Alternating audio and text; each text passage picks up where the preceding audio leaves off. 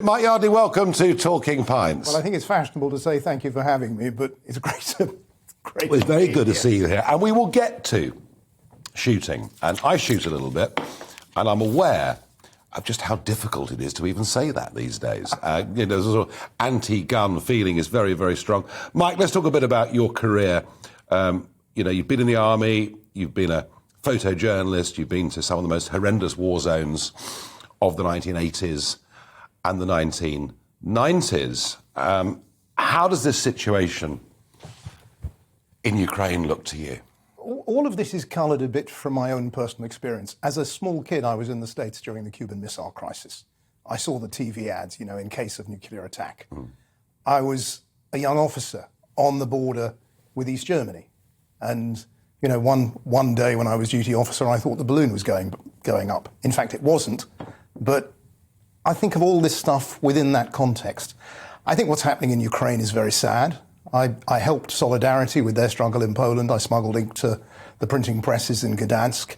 And that must have been a fascinating period. Oh, fascinating, absolutely. And, Russian tanks, no thanks, the badges that people had. And Walesa, this extraordinary figure. Unbelievable, yeah. Almost came from nowhere. Yeah, proper popular politics, people power, on an extraordinary scale, but not quite as we saw it on the Western media.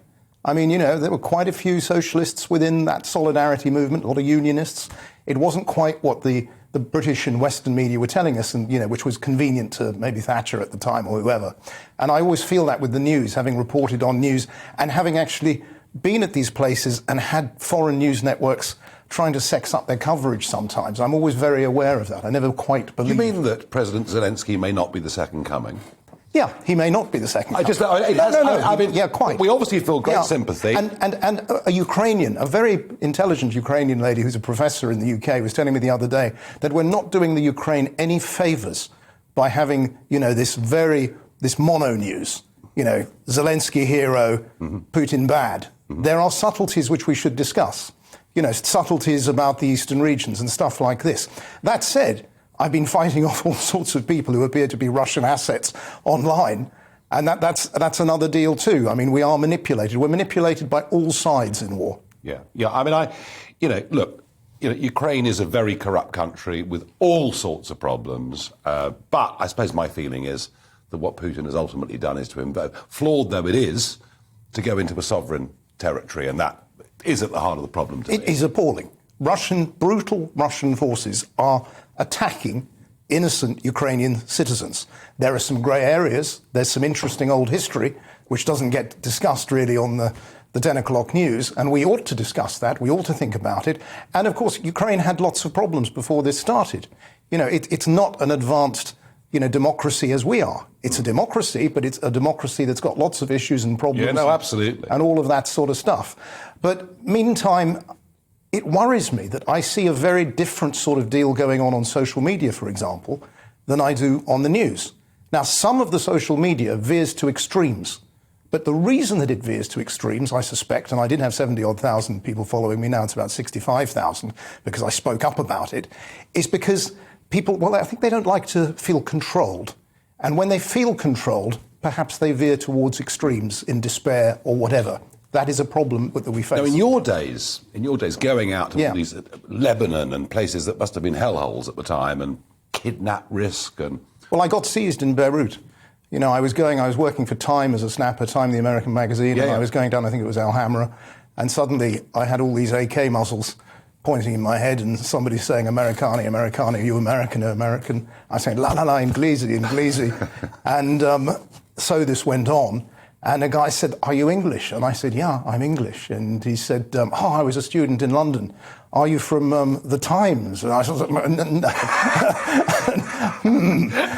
and he said, my friends want to take you away. And they did take me away. And very luckily, I got taken to another place, to some sort of, I don't think you'd call it a safe house, but it was a tragic situation because there was an elderly Jewish man in this suburban part of Beirut crying on the pavement because they were ransacking his house. I then went into the house, and the younger guys, I think, wanted to do me in. And the picture, you may have shown it, I don't know. And somehow I managed to talk my way out of it. And I said to this guy, what's going to happen to you? He said, I'm going to get killed soon. I mean, that's the sort of reality you face. Afghanistan, by the way, compared to Lebanon, was quite good fun. I mean, I went in there, you do stupid stuff when you're young. I went in 3 times across the border clandestinely to go in with a mujahideen. A friend of mine was a mujahideen commander, and he actually fell down a mountainside on the way to a mission, and I actually lowered myself down to him on a rope, reduced his dislocated knee, stuck an injection of Valium into him, amongst other things, and splintered his leg to an old Enfield rifle. We pulled him up the hill again and went in to rocket the Russian advised base. But I never carried, this is a very important point, I never carried arms against the Russians, and nor would I. I was there to report. I had friends, and when a friend got injured, I put him back together. But I'm always a little bit wary. That wasn't my place. And were you guilty? I mean, were you guilty as a photographer? Were you guilty in some ways of projecting an image of what was happening in that war that you thought people ought to see? I've always been trying to pursue the cause of freedom, whether it was solidarity, whether it was Afghanistan. So I don't think I feel guilty for that. I did notice that the media love death and destruction. What they call on the news desks in London and New York, bang, bang. Have you any bang, bang? Because that's what turns them on. And I didn't generally produce bang, bang, a bit of it, but I like the human story. And not the sort of schmaltzy chocolate box human story that I sometimes see on the evening news, the real human story. So that's what I was pursuing. You talked about being a young officer on the border with East Germany, and you thought the balloon might be going up, but it wasn't. Is there a danger in Ukraine that by accident? There's a huge danger of escalation. I mean, just going back to that situation in Germany, I can remember, I'm not even sure what I'm allowed to say or not, but something coming through on a secure system, and I thought the balloon was going up. I was the duty officer, and I looked at the duty corporal who was there, and we looked at each other and thought of, oh, F. If this is it, this is it. Yeah, I guess. And then the machine broke down as this was coming through. And we sort of looked at each other, and I said, well, what do we do next? And being a good British Army soldier, he applied a size 9 DMS boot to this very high-tech then piece of kit, and it burst back into life. And we discovered, in fact, it wasn't. It was just some sort of drill. But that feeling, it's like the feeling of being taken. These are feelings that not everybody has had. It's a very strange thing. I suppose a privilege to have survived them. But it shows you what can go wrong, doesn't it? Then? Oh, it does. In a situation where someone thinks something's happening and it's not, and they react in a certain way, and you could have reacted in a certain way. And here is the point as well. These are not just human systems anymore. There's a computer element, algorithms. Things can go wrong. This could get out of hand, not because of any human input, but just because something went wrong with the systems. That is frightening, and it's already escalated too far. And I think what we should be doing is more or less what we are doing. Send in the anti-tank weapons, send in the anti-aircraft weapons. No aeroplanes, don't escalate it.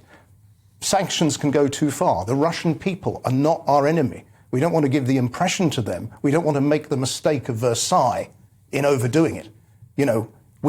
I think we're doing it about right. I think the balance is about right, but we may just be going over the edge. Banning Tchaikovsky next Friday. Well, that is crazy, isn't it? Cardiff. Yeah, or Dostoevsky. I mean, well, where does it start? Yeah, quite. Where does it start? On a different note, you are a great sporting shot, and we saw you there hitting clays. But I'm going fishing tomorrow. Good. On the Thames. I thoroughly approve of all of this, of course, because I shoot, and you must come down if you want. No, I will. Thank you. Yeah, there we are. It's working out well this one. But Dunblane was absolutely ghastly in every way. What happened in Dunblane? Dunblane was fascinating because there was a campaign to ban sporting handguns, which I think was probably covertly backed by the Labour Party and others, and we never really saw quite who was backing it. There was total blanket media coverage of it. And the poor people that were left, who were sporting shooters, felt that they were being made culpable for one evil man's actions. And I ended up starting with a man called Albie Fox, something called the Sportsmen's Association. We took 20-odd thousand people to Trafalgar Square. We had some huge rallies and marches. Arguably, they led on then later to the countryside events that I think you probably attended. Many people did. I mean, I was taking out full-page ads in the national heavy newspapers, but it all to no effect. It all got banned. And was it the right thing to do? I don't know. When I look at it now, I have some doubts because armed crime has continued to spiral, but never really involving the weapons that, with the very, very odd exception that are privately owned. It's 99% a problem of the drug trade and enforcing the turf of drug gangsters. Yeah, let's face it, gun crime in Britain's cities went up. Quite. After the ban came in. It did. And it was a great injustice to those people. Look, Mike, I argued at the time that for the British Olympic team to have to go to Calais to practice was nuts. Firing with a handgun. Yeah, It's absolutely crazy. Absolutely this nuts. could be done safely in a club environment. Yeah. But don't you feel that it's moving on now? Don't you feel that even, say, pheasant shooting, for argument's sake, which for many parts of the rural economy is a really important part of their life for those months? I think they're salami slicing the shooting sports now. Yeah. And most of us who are involved in them are very concerned about the future. And let me just say this, because this is the real point. Shooting's great. It's a great social sport. It provides a lot of very, very positive hobby and sport to many thousands, nearly 1 million, in fact more than 1 million people who do it. Something like, 600,000 or 700,000 are licensed. And it's a positive. And often the media, and I had great ructions with the BBC on this, and it cost me my career as a security specialist. I had a phone call from someone who was probably number 3 in BBC News then, who said if I kept pushing this stuff, quote unquote, the phone's not going to ring so often. And that really did do me in with the BBC. Yeah, no, I think shooting's really in trouble. Yeah. There is very, very big money. I had PETA on the other day on the programme, and they want to ban everything. That's the problem. We live in a society where the big state gets ever bigger and more stuff gets banned. And meantime, the irony of this is you can work people up to ban anything if you control the media. But I think most people don't really feel that they have any power now. And this was perhaps part of that agenda where people, I know you're very into people power. I'm very into people power. I think ordinary people lack a voice, but I think in the meantime, a lot of people get manipulated